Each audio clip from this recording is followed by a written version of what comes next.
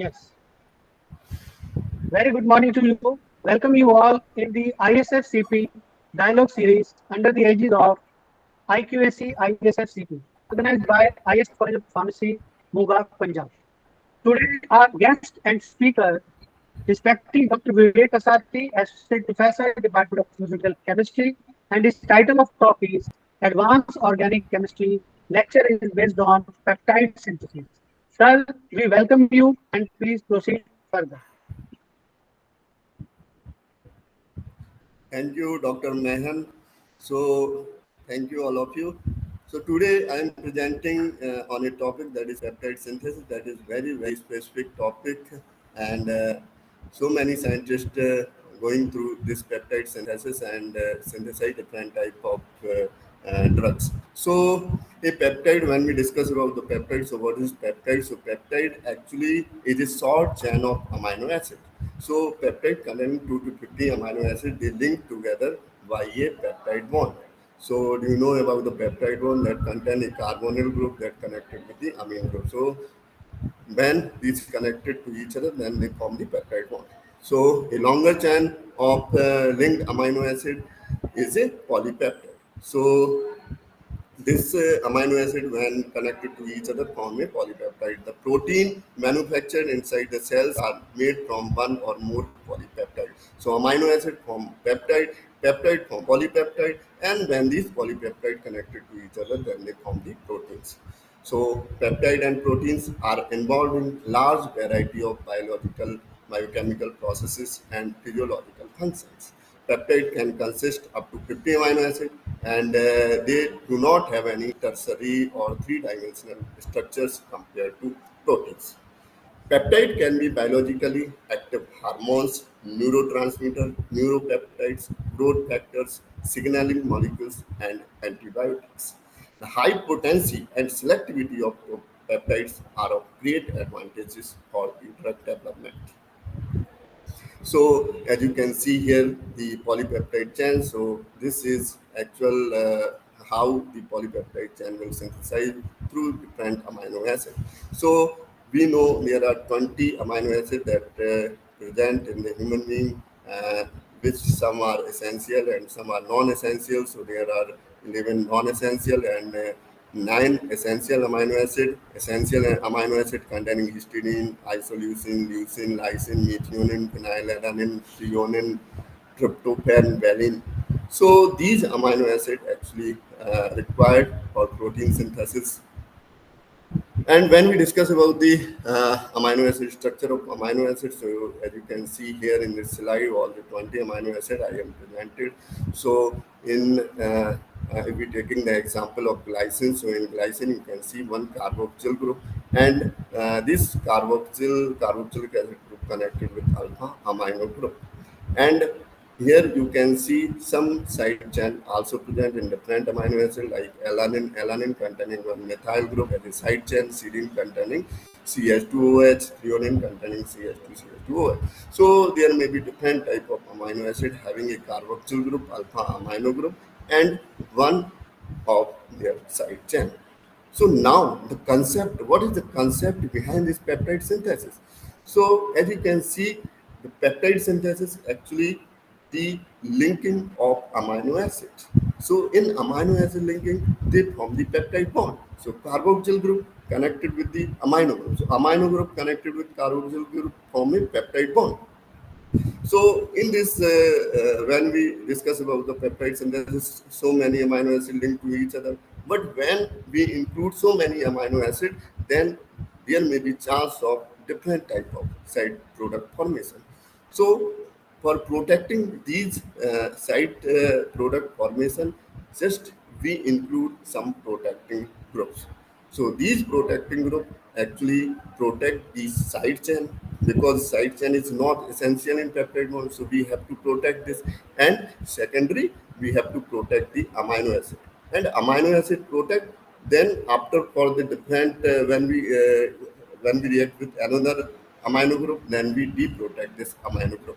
So that is the process we continue proceed for the synthesis of peptides. So just this is the structures of the amino acid. Now, what is the peptide synthesis? So it is the production of peptides compound where multiple amino acids are linked via amide bond. We already discussed that is called peptide bond, and these are generally condensation reaction. Okay, so they may be a product of condensation reaction of the carbonyl group, carboxyl group of one amino acid to the amino group of another amino acid. Okay, and protecting group strategies are usually necessary to prevent undesirable side reactions. So that we already discussed why we require this protecting group, and further we will see different type of protecting group that used in peptide synthesis. Chemical peptide synthesis most commonly start at the carboxyl end of the peptide and proceed towards the amino terminus. So as you can see in the structure, so first we react this carboxyl group. Okay, so first we what we want to start, so we have to take this carboxyl group as a starting material. Then further that the amino group we proceed the reaction. Okay, so what is solid phase peptide synthesis? So when we discuss about solid phase peptide synthesis, so that is actual the production of synthetic peptides in lab, and that is called solid phase peptide synthesis. So in solid phase peptide synthesis, the solid phase we have to take here we synthesize different peptide. So solid phase and the amino acid we are taking in the solution phase. So there are biphasic system. Okay, so rapid assembly of peptide chain through successive reaction of amino acid derivative on insoluble solvent swelling with it reagent support. So reagent support we are taking where we connect the amino acid. When we connect one amino acid, that amino acid we connect to the second, and the second will connect to the third, and that reaction will proceed until we find the final product. Okay, so the solid support consists of small polymeric reagent bead. So you have to remember that you have to firstly take the solid phase, and this solid support, that is actually a resin. So that is a small polymeric resin bead functionalized with reactive groups that having the different reactive, because reactive group is very essential, because we have to connect anything through this region, then we require these reactive group. Okay, and that further connected with the peptide chain. So peptide remains covalently attached to the support throughout the synthesis. Okay, and excess reagent and the side products can be removed by washing and filtration. So what we required actually the peptide and other material that we synthesize as a side product, we have to filter, we have to wash during the reaction. This approach is very effective, and we can say when we discuss about the solution phase peptide synthesis, then the all things present in solution. So their separation, isolation become very hectic process. But in solid phase peptide synthesis, the solid support is resin and the amino acid present in solution phase. So the separation become very easier. Bruce Merrifield, that scientist firstly synthesized the tetrapeptide. Okay, and they use the heterogeneous condition for the synthesis of this tetrapeptide. So solid support they have taken as a resin, and the peptide they have taken in the solution phase. So Bruce Merrifield firstly synthesized the tetrapeptide. Now, this is very important part of this peptide synthesis, because the peptide assembly represent the solid phase peptide synthesis for a tetrapeptide. As you can see in this picture, the first here you can see firstly the circle, blue circle. You can see that is the resin, and this resin connected with a linker. Okay, and now first amino acid we have taken AA4, that is the first amino acid, and now we can see there is SPG, that is side chain protecting group. So some protecting group we included in the side chain, and PG, that is nitrogen protecting group. So nitrogen we have to protect, and the carboxyl terminal of this amino acid we have included a activator. So activator generally activate this carboxyl group. Now deload the resin for this amino acid. When the resin will be loaded, then the amino acid make a contact with this resin.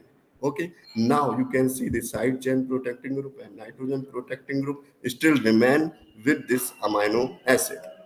And now what we proceed? We have to we have to deprotect this nitrogen in the next step. Why? Because when we need to react second amino acid, then the second amino acid further having a side chain protecting group and nitrogen protecting group and a activator. So activator generally we use to activate the carboxyl terminal. Okay, so carboxyl terminal that is activated by these activator.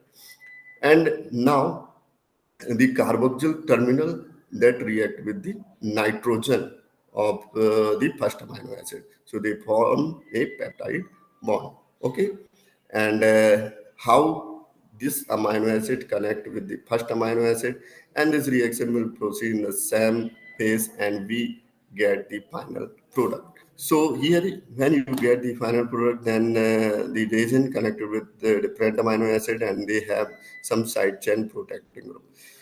So in the last step, there is deprotection of this side chain protecting group and resin. So this is the last step of peptide synthesis. You have to remember that nitrogen deprotection we used in each step, but side chain protecting group and resin we have to deprotect in the last step. So this is the very essential or to understand in peptide synthesis. Okay, so three things that is very essential in peptide synthesis. First is deprotection of nitrogen protecting group, activation of carboxyl group, and then coupling of the next amino acid. So what is protecting group? So nitrogen terminal and side chain. We already discussed the amino acid when we discuss about any amino acid. So they having the nitrogen side chain part and carboxyl part. So carboxyl part generally we activate through activator. Side chain we protect it through different protecting group, and nitrogen also protected by different now we are discussing about these protecting groups. So nitrogen terminal and side chain protecting groups is essential during peptide synthesis, and why required? To avoid undesirable side reaction such as self-coupling of the activated amino acid, and that is responsible for different polymerization reaction. Okay, so two major protecting groups for an alpha amino acid. First one is BOP benzyl, and second one is FMOC tertiary butyl. So BOP is used for the nitrogen protection and benzyl is used for the side chain protection. So both together we use in both benzyl strategy. And second one is FMOC and tertiary butyl. So that is a different thing. And FMOC we use for the protection of nitrogen, and tertiary butyl we use for the protection of side chain. So BOP is tertiary butyl oxycarbonyl, and FMOC fluoronyl methyl oxycarbonyl chloride. Okay, so the initial method applied by Merrifield. Firstly, Merrifield have synthesized tetrapeptide group Merrifield. So what they used BOC group as a temporary protecting group. BOC as a temporary. Why it is temporary? Because it is protected to nitrogen, and nitrogen we have to deprotect in each step. That's why it is temporary. And second one is permanent. So here we use this permanent protecting group when we discuss about side chain and the connection with reagent. So that is the permanent, because the side chain and the connection with reagent we have to deprotect in the last step. That's why they are permanent protecting group. So BOP is a temporary, and benzyl is a permanent or protecting group that actually protect the side chain of the trifunctional amino acid. BOC can be removed by the treatment with trifluoroacetic acid. So that is very essential. We have to protect the nitrogen with BOC. But how we deprotect it? So we have to use trifluoroacetic acid. So trifluoroacetic acid remove BOC, whereas benzyl deprotection requires strong acid such as hydrochloric acid. So HF generally used for the protection of the benzyl group, and benzyl group where we protect on the side chain. Okay, so hydrogen chloride we use in the last step, but TFA we use in each step because TFA will deprotect the nitrogen terminal. Okay, hence this Bock benzyl protecting group strategy is based on graded acid levelity. You can understand here why this acid levelity term is used because we are using the TFA and hydrochloric acid, both are acid. That's why this is acid levelity Bock benzyl protecting strategy. Okay, but FMOC, we further discuss about the FMOC that is very novel technique and used in very popularly for the peptide synthesis. So FMOC group, which when we protect the nitrogen terminal with FMOC protect the nitrogen terminal. And with FMOC we using the tertiary butyl group. So tertiary butyl group is used for the protection of the side chain. So FMOC removed by basic condition. Okay, very important. And what is the difference between the VOC and FMOC strategy? So here we use the basic condition for the removal of the nitrogen terminal. But the tertiary butyl group we use by using the TFA treatment. Okay, trifluoroacidic acid treatment. So here the basic condition and acidic condition both are required. Basic condition required in each step, but acidic condition required in the last step. So that is very important, and this strategy is very popular in the data. So here the summary of the both FMOC, tertiary protocol, and the Bock-Mendel strategy. So here you can see very important. This slide is very important. Here you can see fluoronyl. So that dimethyl group, that is fluoronyl methyl oxycarbonyl. So that group is connected with the amino acid, and the amino acid terminal carbonyl group connected with the resin. So resin, that is black circle you can see, and that connected with the carbonyl group, and that further connected with amino acid, and amino acid terminal will connected with FMOC. FMOC protect the nitrogen terminal. And another side you can see the carboxyl. This is the glutamic acid structure. Okay, so the carboxyl group terminal you can see, and that is protected with tertiary butyl group because tertiary butyl protect the side chain and FMOC protect the nitrogen. Okay, and you can see piperidine, that is a base, and that is used for the deprotection of this FMOC. And TFA, trifluoroacidic acid, used for the deprotection of the side chain protecting group and the bond that connect with the resin. So that is used TFA in the last step of the peptide synthesis, and that we protect the side chain and bond with the resin. And in the another side you can see the Bock benzyl group protection. So resin, in this structure, you can see the resin that is connected with the carbonyl group, and carbonyl group further connected with the amino acid. And here the nitrogen is protected with Bock. Bock means tertiary butyl oxycarbonyl. So carbonyl group that is connected with this nitrogen, and nitrogen is protected with this Bock group. And here you can see the side chain that contains carboxyl group that protected by the benzyl group. And now, what is important? TFA, trifluoroacidic acid, that deprotects this swap group. So for the deprotection, that is required in each step of peptide synthesis.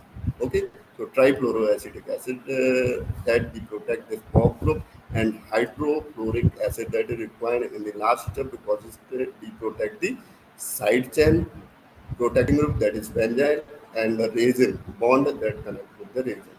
So this is you can simply understand how both strategy will work. And now orthogonality. So what is orthogonality? So FMOC tertiary butyl protecting group, when we discuss about this strategy, then the orthogonality is a very important term that is used during this strategy. So this concept enables the selective removal of the protecting group. Why this orthogonality term we are using in this strategy? Because here we use two conditions. First, basic conditions for the removal of nitrogen protection FMOC group, and in second side we use the acid conditions for the removal of side chain and the bond connect with resin. So that's why when we use to different condition, that it is called orthogonality, and it is very important term because it enables the selective removal of the protecting group. So selectivity will increase. Okay, using completely different chemical conditions and cleavage mechanisms which ensure milder overall reacts. Okay, accepted to be more suitable for the synthesis of difficult sequences. So very difficult sequences you can synthesize uh, by using this FMOC tertiary butyl protocol, because the basic condition when we discuss about basic when acidic conditions, so there may be various chemical sensitive for the acidic conditions, so they may be produce different type of side products. But in basic condition, the reaction is favorable. So many type of compound can be synthesized or connected to each other. That's why synthesis of difficult sequences can proceed through this FMOC tertiary butyl protocol. And that is also prevent the aggregation of peptide by trifluoroacetic acid treatment. So TFA used in Bock benzyl strategy and in Ablistat, and that may be responsible for the aggregation of peptides. So this repetitious TFA treatment we can also prevent when we discuss about FMOC tertiary butyl protocol. Okay, and the orthogonality also have higher flexibility for complex strategy during synthesis. So they also provide the flexibility.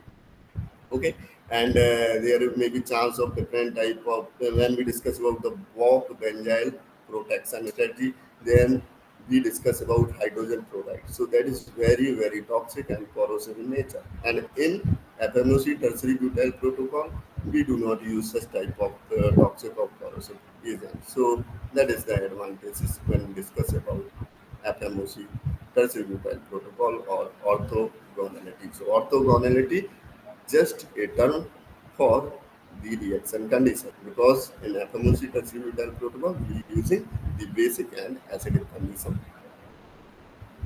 This is the FMOC tertiary butyl protocol. So here you can see the resin, that is a Wang resin. Here this picture briefly describe the every step that you want to know in peptide synthesis. So Wang resin, there may be different type of resins. So one of them, that is Wang resin, that is connected with the carboxyl group. Carboxyl group connected with this resin, and that further connected with amino acid, and the final nitrogen that is protected with FMOC. So you can see carbonyl group when FMOC, chloronyl methyl oxycarbonyl. So carbonyl group connected with nitrogen, and the side chain that containing the carboxyl group and phenol group. So phenol group that protected by tertiary butyl group, and the carboxylic acid, that is side chain, so they protected by tertiary butyl group.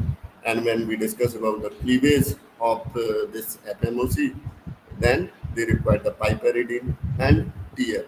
So TFA is used to protect the side chain and the resin bond with resin, but piperidine is used for the reproduction of FMOC. Okay, and this is Bock benzyl strategy. So you can see here the Bock group, tertiary butyl oxycarbonyl group, that is connected with nitrogen. So nitrogen is protected by this group, and the side chain that is protected by benzyl group. Okay, and 2,6-dichlorobenzyl. So there may be different type of derivatives, benzyl derivative we can use in this strategy, and the resin that is connected with the first carboxyl group. So hydrogen fluoride, hydrochloric acid generally we use to protect this side chain, and trifluoroacetic acid we use for the protection of the amino protection. So the whole strategy based on acid lability. Okay, side chain protection group. So when we discuss about the side chain protection group, so every amino acid or the trifunctional amino acid that have different type of side chain, and that may be amino, carboxyl, hydroxy, thio, pyro, lidinyl, imidazolil, guanidynyl, amido, indolil. So there may be different type of side chain may be possible already we have seen in the structures starting slides. So basically, every amino acid containing chemically reactive side chain, and we need some protecting group. Why? Because they may be responsible for different type of side reactions. So, some important amino acid side chain protecting group you can see this title. Uh, so here different type of amino acid we used for the protection of this, and the second tertiary butyl and BOP and PBF, that is pentamethyl 2,3 dihydrobenzofuran hypersulfonate. So these are different type of side chain protecting groups. Now we discuss how this tertiary BOP protection and deep protection will proceed. So in the starting of the peptide synthesis, we know there is a BOP group. BOP group, you can see tertiary butyl oxycarbonyl chloride, different type of group that present. So dimethyl aminopyridine that activate the BOP group, and when the BOP group will activate, then amino group come to contact with this activated BOP group, and the amino group nitrogen will protect it with this BOP group with the removal of dimethyl aminopyridine. So dimethyl aminopyridine, that is a catalyst and used just as a activator and removed after their birth. And in the final step, the uh, tertiary butyl oxycarbonyl oxy anion that form that affect the hydrogen ion and further convert into the final Bob protected amine group. And here you can see some byproduct that generated. This byproduct tertiary butyl oxycarbonyl hydroxide that further convert that further generate carbon monoxide, carbon dioxide, and tertiary butanol. So these are the byproduct, and these byproduct actually produce when we deprotect this Bob group, when we protect the Bob group, and for the Bob deprotection, the protected amino group when react with excess amount of acid, then the protonation of the oxygen atom will occur, and further the reaction will proceed, and we find out the separated amino group with the production of byproduct, that is tertiary butyl cation and carbon dioxide. So they produce during their deprotection. So during the protection and deprotection, you can see different type of byproduct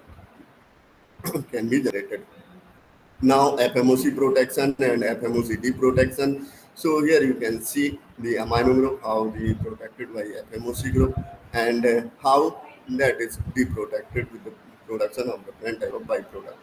Now when we compare the tertiary Bob benzyl and FMOC tertiary butyl protocol, so tertiary Bob benzyl protocol based upon the acid lability, because we already discussed in this strategy you use the acidic condition. Okay, and in this approach Bob group is removed by neat trifluoroacetic acid. Okay, so Bob group is removed by TFA. TFA we use in each step, and side chain and side chain protecting group and the peptide resin linkage be removed by strong hydrofluoric acid. Okay, so that is for tertiary benzyl protection, but not generally used. Why we do not use this strategy? Because we in this strategy the hydrogen chloride that we use, that is very toxic. We also need a different type of polytetrafluoroethylene line apparatus. We require a specialized job, use strong acidic conditions. Okay, so that also can damage the peptide. But when we discuss about FMOC tertiary butyl protocols based upon an orthogonal protecting group strategy, because using two different acidic condition. In this approach, base labile FMOC group used for protecting group. So FMOC group, that is base labile, and the side chain, okay, that is orthogonality. And what is the advantage? So temporary, permanent, orthogonal protection. Okay, so temporary group that have a different condition, permanent group that have a different condition.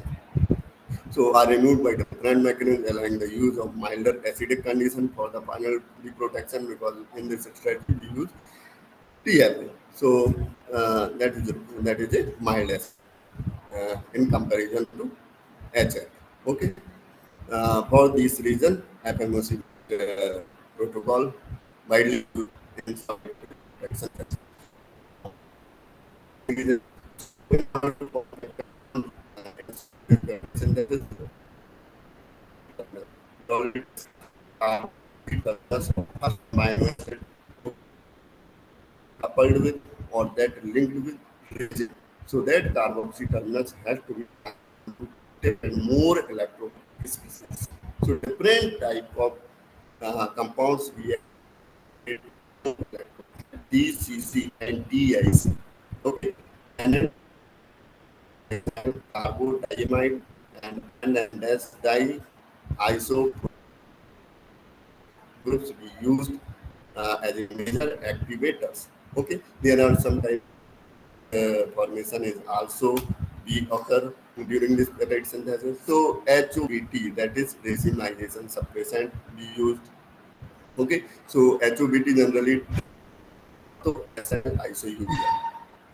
It is a intermediate which stands to racemization. That is the racemization and form activated species. Okay, there are different type of coupling reagents also available. Why we require the coupling reagent? For the coupling of amino acid with the reagent. Okay, so carbodiamide rather than carbodiamide, different type of auxiliary nucleophiles. We can use uranium reagents. We can use HATU, HBTU, PYBO, PCO, MU. So these are the uranium reagents. So these all are used for the coupling of amino acid with the reagent. Linkers. So already we've seen that the reagent that connect with the linker. So linker, what the properties of linker? So linker should be bifunctional, means that both part of the linker should have some functionalities. Okay, because one side they have to connect with the reagent and another side they have to form a bond with amino acid. Okay, so linkers are bifunctional molecular anchoring the growing peptide to the insoluble carrier. So carrier always be insoluble. Linkers may be coupled to any carrier suitable for solid phase peptide synthesis. Okay, and we have to avoid the polystyrene based reagent. Okay, so first one HP linker, NH linker, zinc linker, 4-methyl 3-methoxy, yes, acid linker. So these are the different type of linkers and having bifunctional group. Okay. Reagents are the important part of solid phase peptide synthesis because on it works as a solid support on which we synthesize the peptide. So it should be functionalized and it should be stable, chemically stable. It should be inert, should not react with different chemical, because if any chemical react with reagent, then different type of bioproduct will be formed. Mechanically stable. So under stirring, it should not be changed. It must swell extensively. So swelling properties required when we discuss about reagent. Peptide reagent bonds should be stable during the synthesis. So peptide and reagent bond, we do not require to break during the reaction because we deprotect the reagent with peptide in the last step. Okay, so the bond should be stable. Peptide reagent bond can be cleaved effectively at the end of the synthesis. That is also required that we do not keep this reagent with peptide because we need a separate peptide. So bond should be break at the end. Okay, polystyrene 1,4-divinyl benzene, that is the reagent.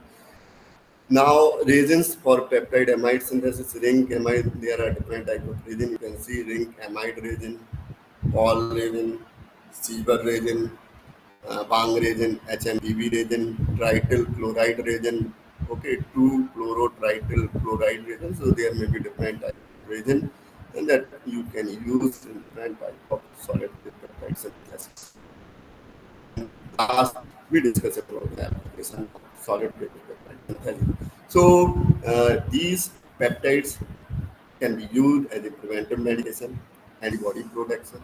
So different type of disease we can be minimized or we can be treated by using this peptide. Okay. protein production services. So different type of proteins and that protein we can be produced by using these peptides. Okay, peptide therapeutic like insulin, so different type of peptide may be used in therapeutic medical imaging. So different type of radioisotopes when we labeled with peptides, so they can image in different part of the body. Nutraceuticals, so they can also be used as a nutraceuticals, and they can also used in food preservation. What is food preservation when we discuss about these type of peptides can be used. Peptides in the cosmetic industry, so they can also be used in different type of cosmetic industry because peptide when we discuss about the skin, so they are very susceptible for the skin, so they can use in the cosmetic industry. So thank you for listening me on this peptide synthesis topic. Dr. Mehan, Thank you, Dr. Vivek, for this wonderful talk. And I request you to please share out the okay. Thank you. So thank you all listeners. Thank you so much for thank, joining us. If you have any query, please mail a query in the YouTube inbox and please visit our website www.isfcp.org. Thanks again to all. Thank you, Dr. Vivek. Thank you so much. thank you, sir.